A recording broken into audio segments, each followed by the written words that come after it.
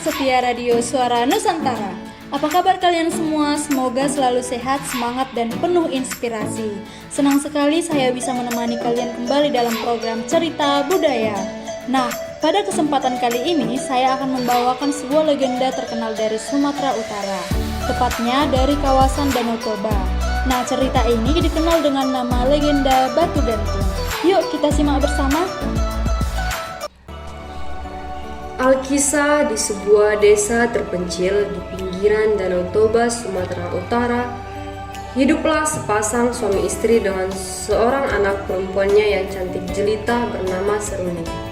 Selain rupawan, Seruni juga sangat rajin membantu orang tuanya bekerja di ladang. Setiap hari keluarganya mengerjakan ladang mereka yang berada di tepi Danau Toba, dan hasilnya digunakan untuk mencukupi kebutuhan sehari-hari. Pada suatu hari, Seruni pergi ke ladang seorang diri karena kedua orang tuanya ada keperluan di desa tetangga. Seruni hanya ditemani oleh seekor anjing kesayangannya bernama Sitoki. Sesampainya di ladang, gadis itu tidak bekerja, tetapi ia hanya duduk merenung sambil memandangi indahnya alam Danau Toba. Sepertinya ia sedang menghadapi masalah yang sulit dipecahkannya. Sementara anjingnya, Sitoki, ikut duduk di sebelahnya sambil menatap wajah Seruni seakan mengetahui apa yang dipikirkan majikannya itu. Sekali-sekali anjing itu menggonggong untuk mengalihkan perhatian sang majikan. Namun sang majikan tetap saja usik dengan lamunannya. Memang beberapa hari terakhir, wajah Seruni selalu tampak murung. Ia sangat sedih karena akan dinikahkan oleh kedua orang tuanya dengan seorang pemuda yang masih saudara sepupunya. Padahal ia telah menjalin asmara dengan seorang pemuda pilihannya dan telah berjanji akan membina rumah tangga yang bahagia. Ia sangat bingung. Di satu sisi, ia tidak ingin mengecewakan kedua orang tuanya, dan di sisi lain, ia tidak sanggup jika harus berpisah dengan pemuda pujaan hatinya. Oleh karena merasa tidak sanggup memikul beban yang berat itu, ia pun mulai putus asa. Ya Tuhan, hamba sudah tidak sanggup hidup dengan beban ini. Keluh Seruni. Beberapa saat kemudian, Seruni beranjak dari tempat duduknya. Dengan berderai air mata, ia berjalan perlahan ke arah Danau Toba. Rupanya gadis itu ingin mengakhiri hidupnya dengan melompat ke Danau Toba yang bertebing curam itu. Sementara Sitoki mengikuti majikannya dari belakang sambil menggonggong. Dengan pikiran yang terus berkecamuk, Seruni berjalan ke arah tebing Danau Toba tanpa memerhatikan jalan yang dilaluinya. Tanpa diduga, tiba-tiba ia terperosok ke dalam lubang batu yang besar hingga masuk jauh ke dasar lubang. Batu cadas yang hitam itu membuat suasana di dalam lubang itu semakin gelap. Gadis cantik itu sangat ketakutan. Di dasar lubang yang gelap, ia merasakan dinding-dinding batu cadas itu bergerak merapat hendak menghimpitnya. Tolong aku, Toki! Terdengar suara Seruni meminta tolong kepada anjing kesayangannya. Si Toki mengerti jika majikannya membutuhkan pertolongannya. Namun, ia tidak dapat berbuat apa-apa, kecuali hanya menggonggong di mulut lubang. Beberapa kali Seruni berteriak meminta tolong, namun si Toki benar-benar tidak mampu menolongnya. Akhirnya gadis itu semakin putus asa. Lebih baik aku mati saja daripada lama hidup menderita. Pasrah Seruni. Dinding-dinding batu cadas itu bergerak semakin merapat. Parapat batu, parapat! Seru Seruni menyuruh batu itu menghimpit tubuhnya. Sementara si Toki yang mengetahui majikannya terancam bahaya, terus menggonggong di mulut lubang. Merasa tidak mampu menolong sang majikan, ia pun segera berlari pulang ke rumah untuk meminta bantuan. Sesampai di rumah majikannya, si Toki segera menghampiri orang tua Seruni yang kebetulan baru datang dari desa tetangga, berjalan menuju rumahnya. Si Toki menggonggong sambil mencakar-cakar tanah untuk memberitahukan kepada kedua orang tua itu bahwa Seruni dalam keadaan bahaya.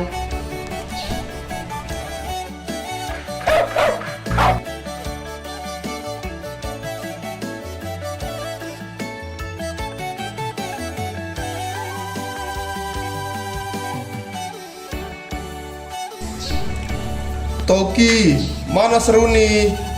Apa yang terjadi dengannya? Tanya ayah Seruni kepada sang anjing itu. Si Toki terus menggonggong berlari mondar-mandir mengajak mereka ke suatu tempat. Pak, sepertinya Seruni dalam keadaan bahaya. Sahut ibu Seruni. Ibu benar, si Toki mengajak kita untuk mengikutinya. Kata ayah Seruni. Tapi hari sudah gelap, Pak. Bagaimana kita ke sana? Kata ibu Seruni. Ibu, siapkan obor. Aku akan mencari bantuan ke tetangga. Seru sang ayah. Tak lama kemudian, seluruh tetangga telah berkumpul di halaman rumah ayah Seruni sambil membawa obor. Setelah itu, mereka mengikuti si Toki ke tempat kejadian. Sesampainya mereka di ladang, si Toki langsung menuju ke arah mulut lubang itu. Kemudian ia menggonggong sambil mengulur-ulurkan mulutnya ke dalam lubang untuk memberitahukan kepada warga bahwa Seruni berada di dasar lubang itu. Kedua orang tua Seruni segera mendekati mulut lubang. Alangkah terkejutnya ketika mereka melihat ada lubang batu yang cukup besar di pinggir ladang mereka. Di dalam lubang itu terdengar sayup-sayup suara seorang wanita. Parapat, parapat batu, parapat. Pak, dengar suara itu. Itu kan suara anak kita. Seru ibu Seruni panik. Benar, Ibu. Itu suara Seruni. Jawab sang ayah ikut panik. Tapi, kenapa dia berteriak, parapat-parapatlah batu? Tanya sang ibu. Entahlah, Bu. Sepertinya ada yang tidak beres di dalam sana. Jawab sang ayah cemas. Pak Tani itu berusaha menerangi lubang itu dengan obornya. Namun, dasar lubang itu sangat dalam sehingga tidak dapat ditembus oleh cahaya obor. Seruni! Seruni! Teriak ayah Seruni. Seruni, anakku, ini ibu dan ayahmu datang untuk menolongmu. Sang ibu ikut berteriak. Beberapa kali mereka berteriak, namun tidak mendapat jawaban dari Seruni. Hanya suara Seruni terdengar sayup-sayup yang menyuruh batu itu merapat untuk menghimpitnya. Parapat, parapatlah batu, parapat. Seruni, anakku. Sekali lagi ibu Seruni berteriak sambil menangis histeris. Warga yang hadir di tempat itu berusaha untuk membantu. Salah seorang warga yang mengulurkan seutas tampar atau tali sampai ke dasar lubang. Namun tampar itu tidak tersentuh sama sekali. Ayah Seruni semakin khawatir dengan keadaan anaknya. Ia pun memutuskan untuk menyusul putrinya terjun ke dalam lubang batu. Bu, pegang obor ini. Perintah sang ayah. Ayah mau kemana? Tanya sang ibu. Aku mau menyusul Seruni ke dalam lubang. Jawabnya tegas. Jangan ayah, sangat berbahaya. Cegah sang ibu. Benar pak, lubang itu sangat dalam dan gelap. Sahut salah seorang warga. Akhirnya ayah Seruni mengurungkan niatnya. Sesaat kemudian tiba-tiba terdengar suara gemuruh. Bumi bergoyang dengan dahsyatnya seakan hendak kiamat. Lubang batu itu tiba-tiba menutup sendiri. Tebing-tebing di pinggir Danau Toba pun berguguran. Ayah dan ibu Seruni beserta seluruh warga berlari ke sana kemari untuk menyelamatkan diri. Mereka meninggalkan mulut lubang batu sehingga Seruni yang malang itu tidak dapat diselamatkan dari himpitan batu cadas. Beberapa saat setelah gempa itu berhenti, tiba-tiba muncul sebuah batu besar yang menyerupai tubuh seorang gadis dan seolah-olah menggantung pada dinding tebing di tepi Danau Toba. Masyarakat setempat mempercayai bahwa batu itu merupakan penjelmaan Seruni yang terhimpit batu cadas di dalam lubang. Oleh mereka, batu itu kemudian diberi nama Batu Gantung.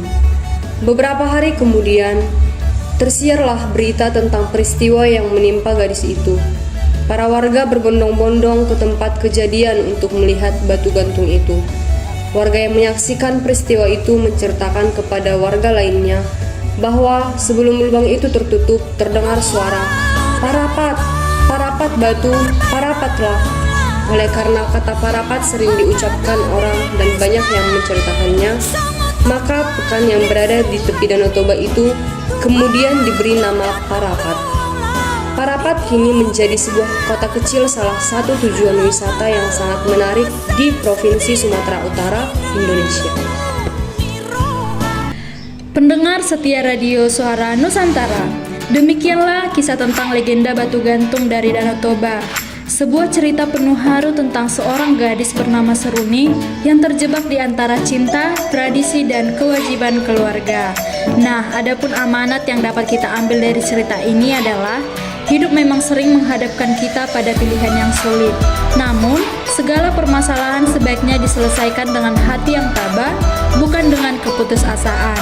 Kita juga belajar bahwa tradisi dan keputusan keluarga harus dipertimbangkan dengan bijak agar tidak menimbulkan penderitaan bagi orang yang dijalani. Semoga kisah ini menjadi pengingat bagi kita semua agar selalu mencari jalan terbaik dengan hati yang lapang dan pemikiran yang jernih. Saya, Feni Pasaribu, pamit undur diri. Terima kasih sudah setia bersama program Cerita Budaya. Sampai jumpa di Cerita Rakyat Nusantara berikutnya. Tetap di frekuensi milik kita 01 Radio Suara Nusantara.